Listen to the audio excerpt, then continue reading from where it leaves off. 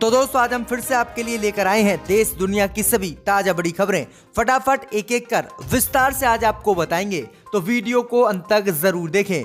दोस्तों वीडियो बनाने में हमें काफी मेहनत लगी है, तो वीडियो को लाइक जरूर कर दें। जहां दोस्तों पहली खबर में आपको बताएंगे जो बिग ब्रेकिंग न्यूज सामने निकल कर आई दोस्तों कि कृषि कानून को रद्द करने से मोदी अमित शाह ने किया साफ इनकार। कहा कृषि कानून में कर सकते हैं सिर्फ संशोधन, वापस नहीं होंगे कानून। जहां दोस्तों बड़ा ऐलान मोदी अमित शाह ने कर दिया। तो वहीं आपको बताएंगे दोस्तों कि सोनिया गांधी ने प्रधानमंत्री मोदी को लिखा पत्र। कहा देश की जीडीपी औंधे मुंह गिर रही है, लेकिन पेट्रोल डीजल की कीमतें आसमान छू रही हैं। तो वहीं आपको बताएंगे दोस्तों कि मोदी अमित शाह के कृषि कानून रद्द करने से इनकार पर भड़के पंजाब हरियाणा के किसान 27 फरवरी को दिल्ली कूच करने का 1 लाख किसानों ने कर दिया है ऐलान। मोदी अमित शाह के छूटे हैं पसीने। तो वहीं आपको बताएंगे दोस्तों कि पश्चिम बंगाल में ममता बनर्जी ने मोदी अमित शाह को दी धमकी। कहा जब तक जिंदा हूं किसी के बाप की धमकी से नहीं डरने वाली। तो वहीं आपको बताएंगे दोस्तों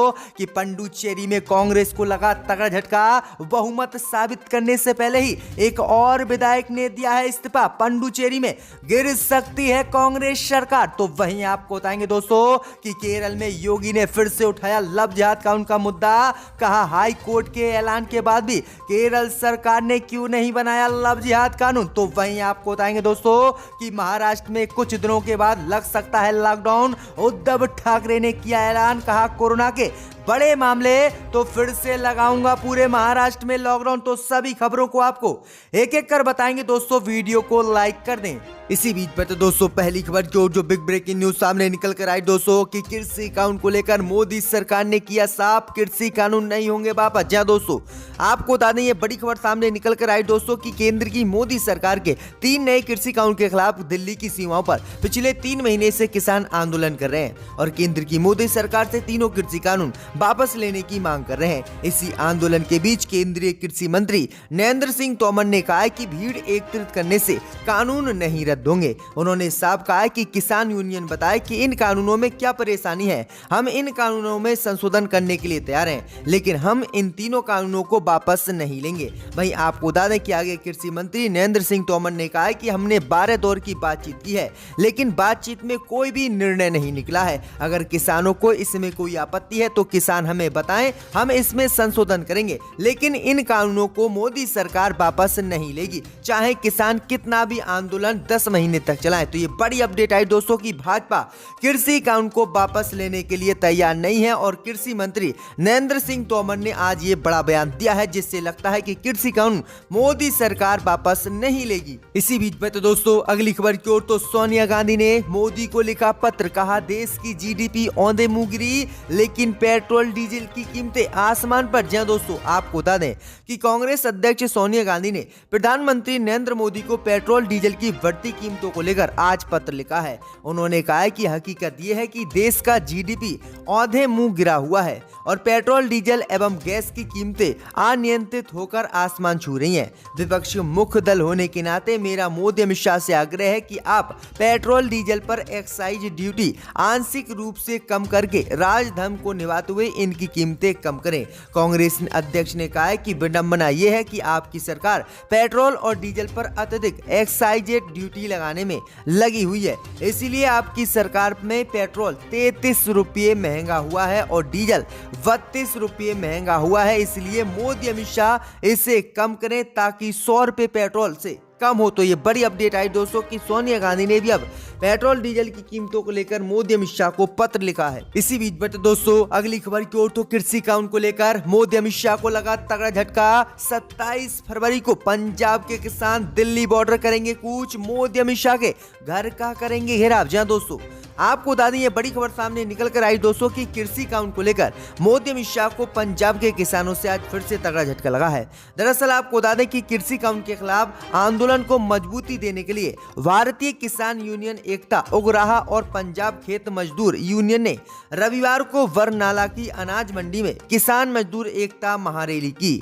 इसमें किसान नेताओं के लोगों ने 27 फरवरी को दिल्ली बॉर्डर पर बड़ी संख्या में पहुंचने का ऐलान कर दिया है। उन्होंने कहा कि प्रधानमंत्री मोदी को दिखा दें कि कृषि कानून के खिलाफ उनके तेवर पहले की तरह सख्त हैं। वहीं आपको बता दें कि महारैली में पंजाब, हरियाणा सहित अन्य राज्य के किसान और मजदूरों ने हिस्सा लिया, जिसमें भारी संख्या में किसान पहुंचे। जिसके बाद अब किसानों ने ऐलान कर दिया है कि वह 27 फरवरी को दिल्ली के बॉर्डरों पर कूच करेंगे और मोदी अमित शाह से कृषि कानून को रद्द कराकर रहेंगे। तो ये बड़ी अपडेट आई दोस्तों कि 27 फरवरी को एक बार फिर से दिल्ली के बॉर्डरों पर किसानों का जन सैलाब पहुंचने वाला है, जिसके बाद आगे किसान रणनीति बनाएंगे कि रैली निकालनी है या फिर भारत बंद करना है। तो ये बड़ी अपडेट आ रही कि दिल्ली कूच करने का फिर से पंजाब, हरियाणा के किसानों ने कर दिया है। इसी बीच बचे दोस्तों अगली खबर की ओर, तो ममता बनर्जी ने मोदी अमित शाह को दी धमकी, कहा जब तक जिंदा हूं किसी की धमकी से नहीं डरने वाली। जी दोस्तों, आपको बता दें कि पश्चिम बंगाल की मुख्यमंत्री ममता बनर्जी ने एक बार फिर से मोदी अमित शाह पर रविवार को हमला बोलते हुए बड़ा बयान दिया है। ममता बनर्जी ने कहा कि वह किसी से नहीं डरती हैं और उन्हें जेल या किसी अन्य चीज से नहीं डराया जा सकता। आगे उन्होंने कहा कि किसी व्यक्ति या किसी राजनीतिक दल का नाम लिए बिना ही टीएमसी प्रमुख ने कहा है कि उन्होंने हारना नहीं सीखा है। आगे ममता बनर्जी ने कहा है कि हमें जेल से डराने की मोदी सरकार कोशिश ना करे। हमने बंदूकों के खिलाफ लड़ाई लड़ी है, चूहों के खिलाफ लड़ने से नहीं डरते। मुख्यमंत्री ने यहां तक अंतर्राष्ट्रीय मातृभाषा दिवस के अवसर पर एक कार्यक्रम में कहा है कि जब तक मैं जीवित हूं मैं किसी भी भाजपाई या किसी भी भाजपाई की धमकी से नहीं डरने वाली। और पश्चिम बंगाल में एक बार फिर से टीएमसी की सरकार बनेगी और भाजपा का यहां पर सुपड़ा साफ होने वाला है। तो ये बड़ी अपडेट आई दोस्तों कि ममता बनर्जी बिल्कुल भाजपाइयों से पश्चिम बंगाल में अकेली नहीं डर रही है। इसी बीच में दोस्तों अगली खबर की ओर, तो पुडुचेरी में कांग्रेस को बहुमत परीक्षण से पहले एक और करारा झटका, एक और विधायक ने दिया इस्तीफा। जी दोस्तों, आपको बता दें कि पुडुचेरी में कांग्रेस के बहुमत परीक्षण से एक दिन पहले रविवार को पार्टी को करारा झटका देते हुए एक और विधायक के लक्ष्मी नारायण ने इस्तीफा दे दिया है। राजभवन निर्वाचन क्षेत्र से विधायक एवं मुख्यमंत्री वी नारायण स्वामी के संसदीय सचिव लक्ष्मी नारायण ने विधानसभा अध्यक्ष वी शिव कोलोंदू को अपना त्यागपत्र सौंप दिया है। वह कांग्रेस से इस्तीफे देने वाले 5वें विधायक हैं और अब पार्टी के पास केवल 9 विधायक बच गए हैं और एक निर्दलीय सदस्य का समर्थन हासिल है, जिससे कि जो है पुडुचेरी में कांग्रेस की सरकार गिर सकती है। दरअसल आपको बता दें कि अन्नामुद्र को 4 और भाजपा के 3 विधायक हैं। पुडुचेरी विधानसभा की कुल 33 सीटें हैं, जिनमें से 30 पर चुनाव होता है, जबकि 3 मनोनीत सदस्य होते हैं। वर्तमान में 6 सीटें खाली हैं। कांग्रेस ने 2016 के विधानसभा चुनाव में 15 सीटें जीती थी, जिसमें से 5 ने इस्तीफा अब दे दिया है। तो ये बड़ी अपडेट आ रही दोस्तों। इसी बीच बता दोस्तों अगली खबर की ओर, तो योगी आदित्यनाथ ने केरल में उठाया लव जिहाद कानून का मामला।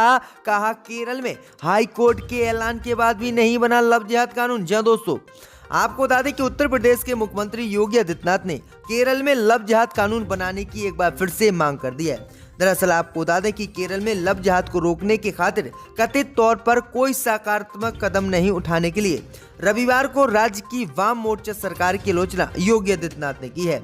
योगी आदित्यनाथ ने दावा किया है कि केरल उच्च न्यायालय ने 2009 में लव जिहाद के खिलाफ टिप्पणी की थी, लेकिन राज्य सरकार ने इसे रोकने के लिए अभी तक कुछ नहीं किया है। आगे योगी आदित्यनाथ ने कहा कि राज्य विधानसभा चुनाव से पहले योगी ने भाजपा की राज्य इकाई के अध्यक्ष के सुरेंद्रन के नेतृत्व में राज्य व्यापी विजय यात्रा का उद्घाटन करने के बाद कहा कि उनकी सरकार ने लव जिहाद और जबरन धर्मांतरण पर रोक लगाने के लिए कानून बनाया। उत्तर प्रदेश के मुख्यमंत्री योगी आदित्यनाथ ने आरोप लगाया है कि 2009 में केरल के हाई कोर्ट ने कहा था कि लव जिहाद से केरल इस्लामिक राज्य बन जाएगा। इसके बावजूद राज्य सरकार सो रही है और अभी तक लव जिहाद कानून केरल में क्यों नहीं बनाया। उन्होंने कहा है कि मुस्लिम लड़के प्रेम जाल में फंसाकर हिंदू लड़कियों का धर्मांतरण करा रहे हैं और केरल को एक मुस्लिम राज्य बनाने की कोशिश की जा रही है। तो ये योगी आदित्यनाथ ने गंभीर आरोप लगाए हैं। तो ये बड़ी अपडेट आई दोस्तों। इसी बीच बचे दोस्तों अगली खबर की ओर, तो यूपी के किसान नेताओं से मिले सीएम केजरीवाल, बोले काले कानून वापस करा कर ही रहेंगे। जी दोस्तों, आपको बता दें कि कि कृषि कानूनों को लेकर किसानों का आंदोलन लगातार जारी है।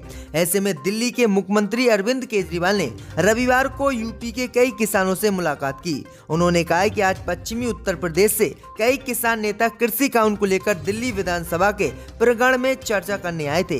केंद्र सरकार कहती आई है कि इन कानूनों से किसानों को फायदा होगा, लेकिन अब तक वह जनता को एक भी फायदा बताने में नाकाम रहे हैं। केजरीवाल ने कहा कि ये तीनों कृषि कानून किसानों के लिए डेथ वारंट हैं। इन कानूनों से किसानों की किसानी कुछ पूंजीपतियों के हाथों में चली जाएगी और हमारा किसान अपने खेत में मजदूर बनने के लिए बेबस हो जाएगा। आज सब लोगों ने फिर से केंद्र सरकार से मांग की है कि इन काले कानूनों को वापस लिया जाए। इसके साथ ही अरविंद केजरीवाल 28 फरवरी को उत्तर प्रदेश के मेरठ में किसान महापंचायत करेंगे और तीनों कृषि कानून को रद्द कराने की मोदी सरकार से मांग करेंगे। तो ये बड़ी अपडेट आ रही दोस्तों। इसी बीच में तो दोस्तों अगली खबर की ओर तो अखिलेश यादव के चाचा शिवपाल यादव ने यूपी में किया ऐलान, बीजेपी को हटाने के लिए छोटे दलों से करेंगे गठबंधन और लड़ेंगे चुनाव। जी हां दोस्तों, आपको बता दें कि प्रगतिशील समाजवादी पार्टी के अध्यक्ष और अखिलेश यादव के चाचा शिवपाल सिंह यादव ने कहा है कि उनकी पार्टी समान विचारधारा वाले छोटे दलों से गठबंधन करके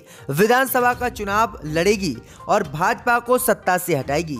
यादव ने यहां संवाददाताओं से कहा कि अपने 7 साल के शासन में भाजपा सरकार ने चुनाव के पूर्व किए एक भी वादे को पूरा नहीं किया है। सरकार सभी निर्णय पूंजीपतियों को फायदा पहुंचाने के लिए ले रही है। रेल, बिजली, LIC जैसी फायदे की योजनाओं को पूंजीपति के हाथों में भाजपा सौंपती जा रही है और उन्हें बेचती जा रही है। आगे शिवपाल यादव ने कहा कि नए कृषि कानून लागू होने पर किसानों की जमीन पूंजीपतियों के हाथ में चली जाएगी, इसलिए भाजपा को सत्ता से हटाने के लिए हम छोटे दलों से गठबंधन करेंगे और उत्तर प्रदेश विधानसभा चुनाव लड़ेंगे।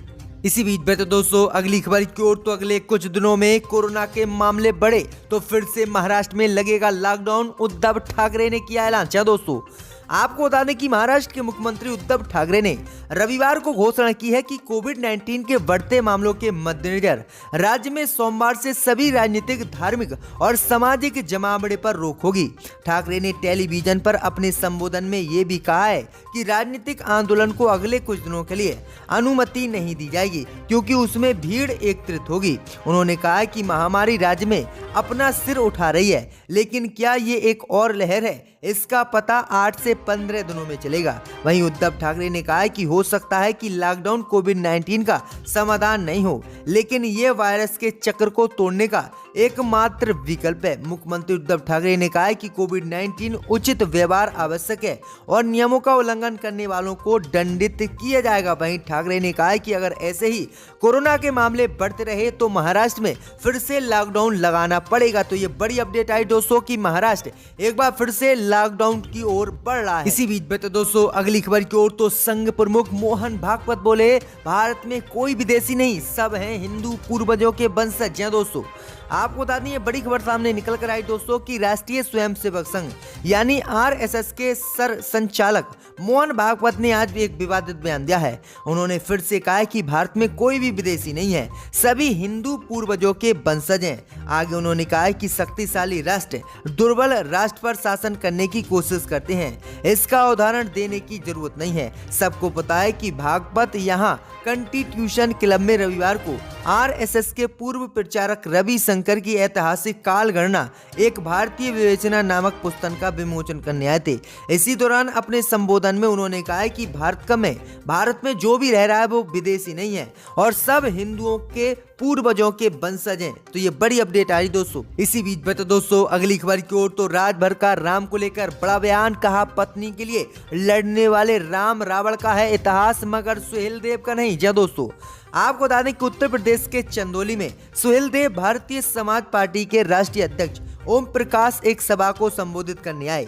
इस दौरान उन्होंने राम को लेकर एक बड़ा बयान दिया है। राजभर ने कहा है कि राम और रावण की लड़ाई पत्नी के लिए हुई, पांडव कौरवों की लड़ाई पत्नी के लिए हुई, आला उदल की इंदल की लड़ाई पत्नी के लिए हुई, और जो राष्ट्र की रक्षा के लिए, देश को गुलामों से बचाने के लिए जो लड़ाई लड़ा, उसका इतिहास देश के इतिहासकारों ने नहीं लिखा। मीडिया के सवालों का जवाब देते हुए राजभर ने कहा है कि सुहेलदेव महाराजा के नाम के आगे राजभर जोड़े जाने की मांग करते हुए बीजेपी पर वोट के लिए राजभर नाम का इस्तेमाल करने का आरोप भी लगाया गया है। उन्होंने कहा है कि जब अमित शाह जी राजभर सम्मेलन करते हैं वोट के लिए तो वह सुहेलदेव जी को राजभर बोलते हैं। उत्तर प्रदेश के योगी आदित्यनाथ जी जब राजभर सम्मेलन करते हैं तब वहां सुहेलदेव राजभर कहते हैं, जब ये जयंती मनाते हैं तब वहां राजभर कहते हैं, और जब इनके इतिहास लिखने की बात आती है तब ये पीछे हट जाते हैं। जब डाक टिकट जारी करना हुआ तो आप देखिए जितने महापुरुष हुए उन सभी महापुरुषों के लिए डाक टिकट जारी हुआ, लेकिन कहीं पर भी महाराजा सुहेलदेव जी का डाक टिकट जारी भाजपा ने नहीं किया है। तो ये बड़े हमले जो है राजभर ने भाजपा पर बोले हैं। में आकर अपनी बात को रखने का